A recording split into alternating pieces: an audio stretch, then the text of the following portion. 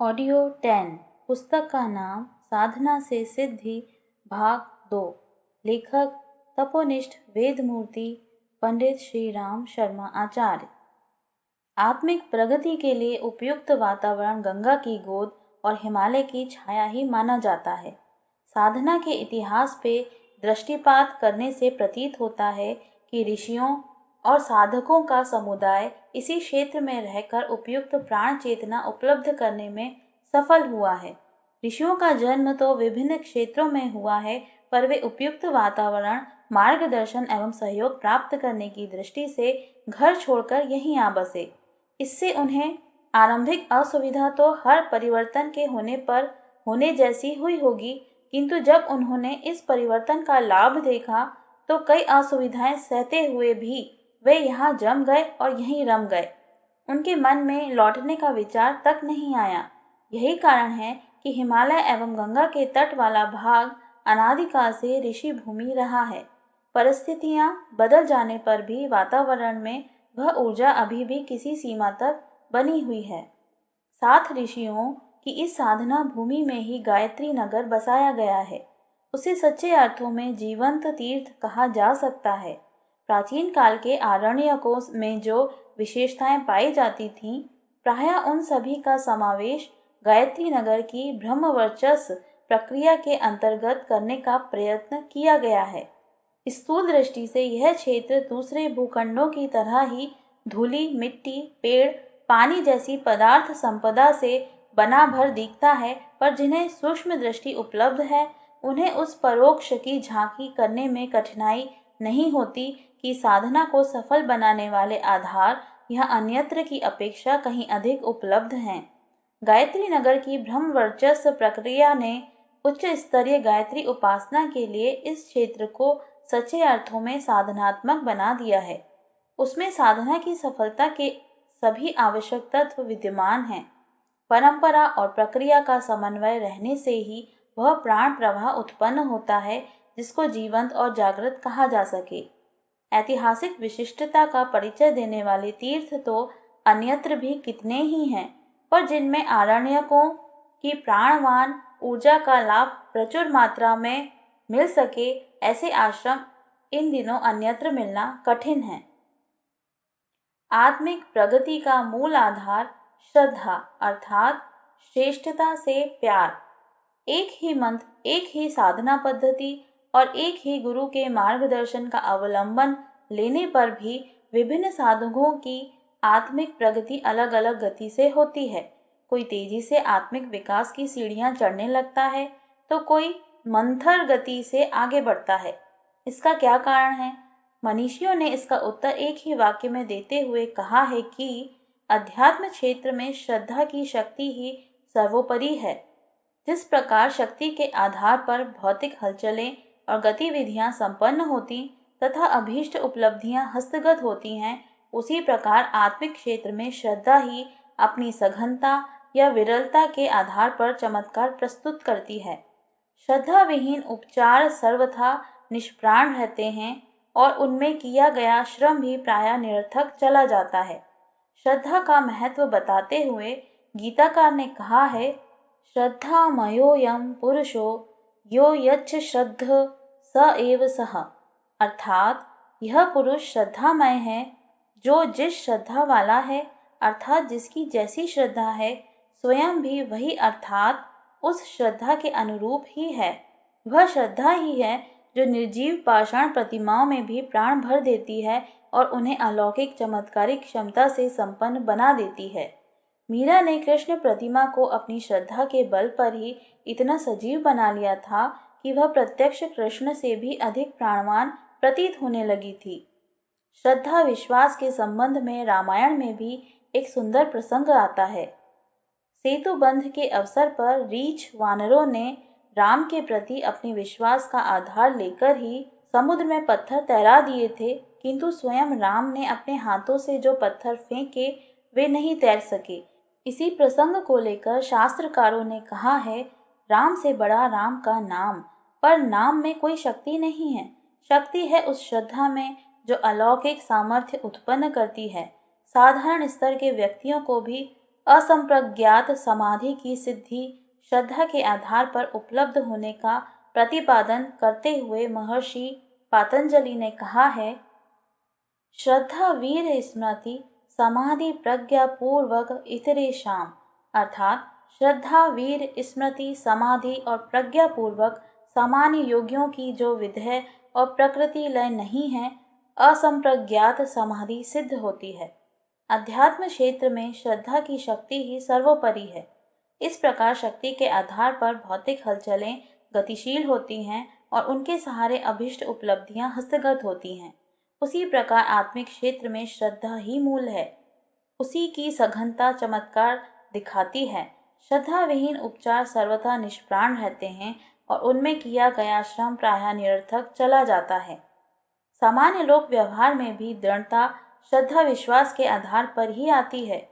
आत्मविश्वास के बल पर ही कोई बड़े कदम उठा सकना संभव होता है। शौर्य और साहस आत्मविश्वास ही काम करता है। परिवार में एक दूसरे को स्वजन, घनिष्ठ एवं आत्मीय होने की मान्यता ही उन्हें पारस्परिक स्नेह सहयोग के सुदृढ़ सूत्र में बांधे रहती है। यह मात्र श्रद्धा ही है जिसके आधार पर परिवारों में स्नेह दुलार का अमृत बरसता है और एक दूसरे के लिए बड़े चढ़े त्याग करने को तत्पर रहता है। श्रद्धा की कड़ी टूट जाए तो फिर परिवारों का विघटन सुनिश्चित है। वे तनिक सी बातों पर अंतःकलह के अखाड़े बनेंगे और देखते देखते बिखर कर अस्त व्यस्त हो जाएंगे।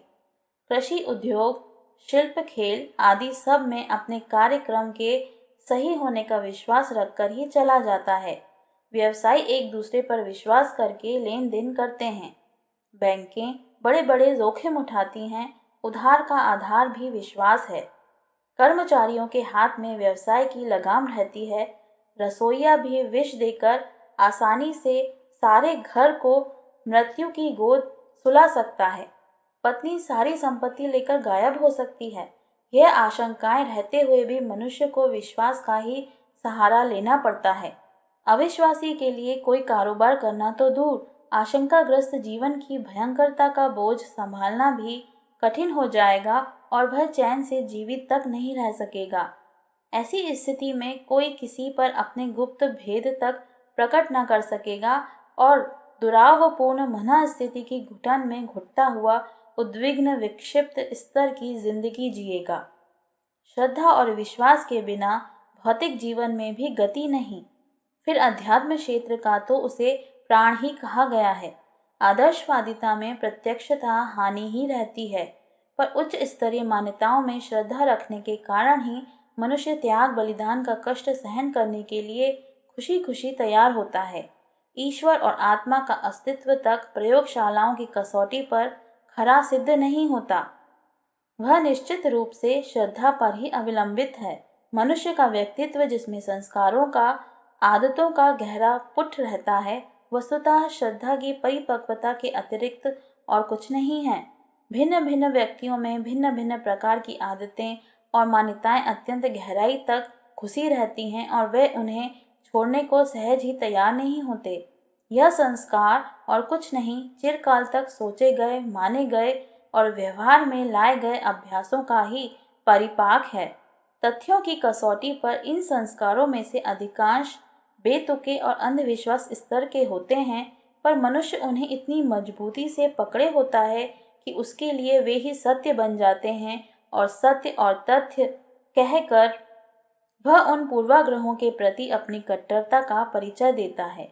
उनके लिए लड़ने मरने तक को तैयार हो जाता है। यह मान्यता परक कट्टरता और कुछ नहीं, मात्र श्रद्धा द्वारा रची गई खिलवाड़ मात्र है। तर्क की शक्ति का जन्म भी श्रद्धा के गर्भ से ही होता है। यूं तो तर्क विचारना को जन्म देता है और श्रद्धा विश्वास को, पर विचारना भी विचार के लिए आधार ढूंढती है। आधार तभी बन सकता है जब विश्वास हो, अन्यथा तर्क बुद्धि तो किसी भी केंद्र पर चिंतन को केंद्रीभूत नहीं कर सकती। यह तो तभी बन पाता है जब विश्वास के सहारे विषय पर गंभीरतापूर्वक विचार किया जाता है। दूसरे शब्दों में यह भी कहा जा सकता है कि श्रद्धा के अभाव में विचारना, तर्क का प्रादुर्भाव संभव नहीं। किसी विषय पर आस्था ही तर्कों का सृजन करती, उस पर सोचने, सत्यता को खोज निकालने को प्रेरित करती है। श्रद्धा मानवीय व्यक्तित्व के मूल में घुली मिली है, जिसके बिना एक क्षण भी नहीं रहा जा सकता। आगे बढ़ने, प्रगति करने की बात तो दूर रही, यह बात अलग है कि हम उसका अनुभव ना कर सकें। सूक्ष्म दृष्टि से देखा जाए तो स्पष्ट होगा कि संपूर्ण जीवन प्रवाह एवं उसकी उपलब्धियां वस्तुतः श्रद्धा की ही परिणति हैं। माँ अपना अभिन्न अंग मानकर 9 माह तक अपने गर्भ में बच्चे का सेचन करती है, अपने रक्त मांस को काटकर शिशु को पोषण प्रदान करती है। श्रद्धा का यह उत्कृष्ट स्वरूप है जिसका बीजारोपण माँ बच्चे में संस्कार के रूप में करती है, निस्वार्थ भाव से उसको संरक्षण देती है। अनावश्यक भार कष्टों का जंजाल समझने का कुतर्क उठे तो नव शिशु का प्रादुर्भाव ही संभव न हो सकेगा।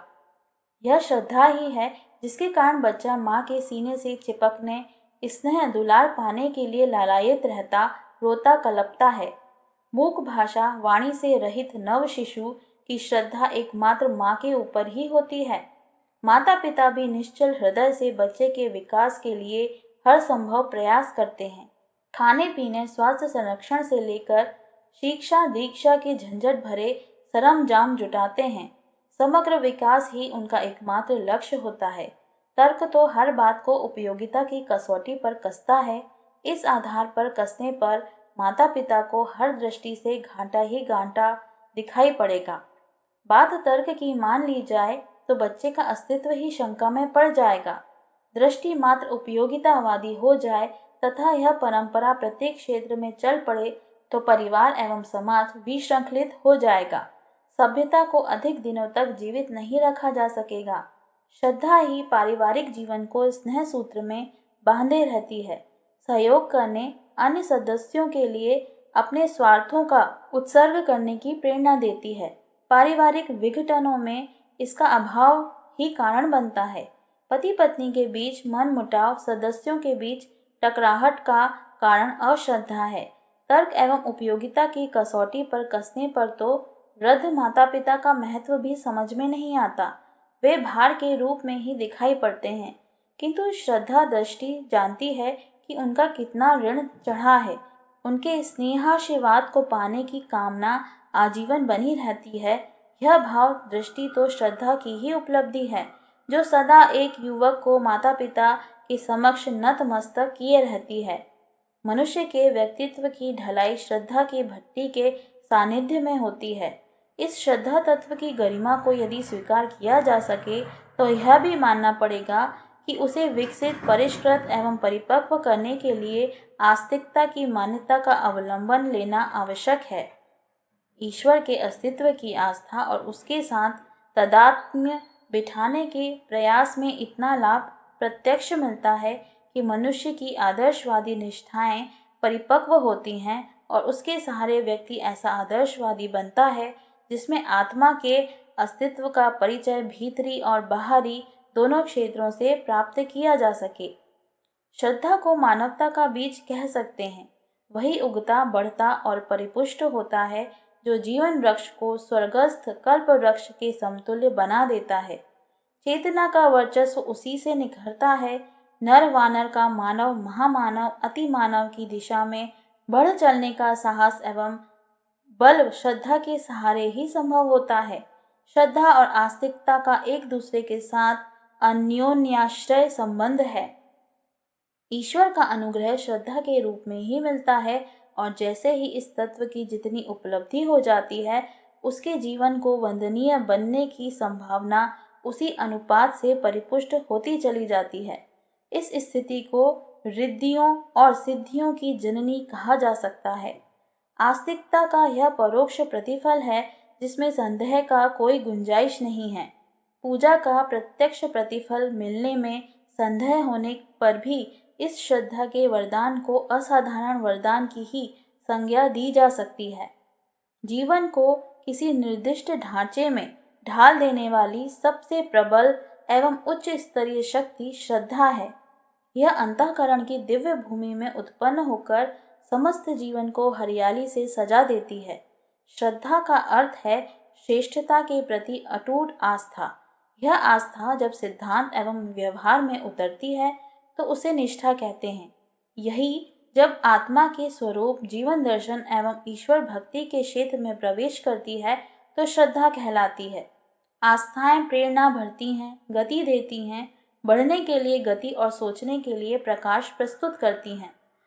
उत्कृष्टता की दिशा में बढ़ सकना आस्थाओं की उपस्थिति के बिना हो ही नहीं सकता।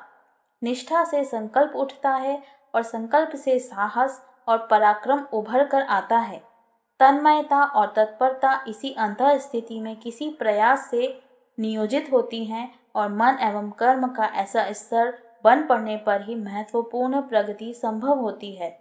सोचने से पता चलता है कि बुद्धि की अपनी उपयोगिता होते हुए भी श्रद्धा की शक्ति असीम है। इसलिए श्रद्धा को ही जीवन कहा गया है। व्यक्तित्व और कुछ नहीं, श्रद्धा का प्रतिबिंब परिचय भर है।